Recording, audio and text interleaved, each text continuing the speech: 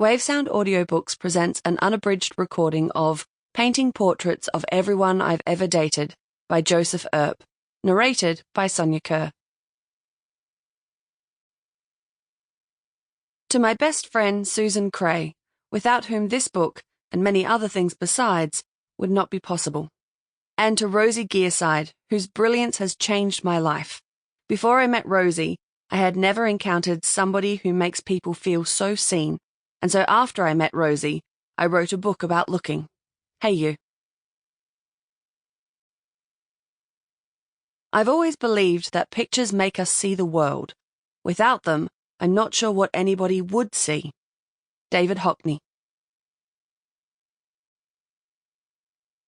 It wasn't until she was moments away from being handed a giant novelty check that Ellie understood there was nothing worse you could do to a person than hand them a giant novelty check. It wasn't a prize.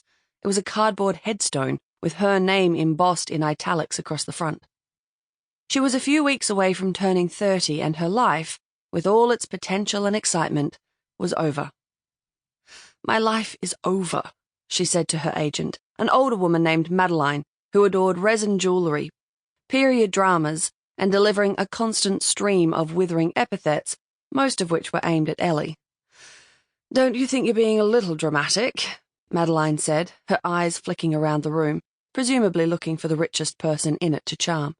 "Madeline," Ellie said, "what percentage of your life have you spent genuinely happy?" "All of it," Madeline said, mouth puckering, her face grim. Sure, nobody wanted to fail. Ellie's entire career up to this point had been proof of that. There was a particular cruelty to unanswered grant applications, to the desperate messages you sent to old art school friends before a group show to drum up the numbers. But success was, in its own way, a sharper death. Ellie felt excitement drain out of her like colour from frightened skin. "I'd like to go and have a cigarette," Ellie said, shuffling her feet, feeling very much like a child asking her teacher if she could go to the bathroom. She was wearing a fine dress, black and heavy Doc Martens. They scraped across the floor. "Not now," Madeline said firmly.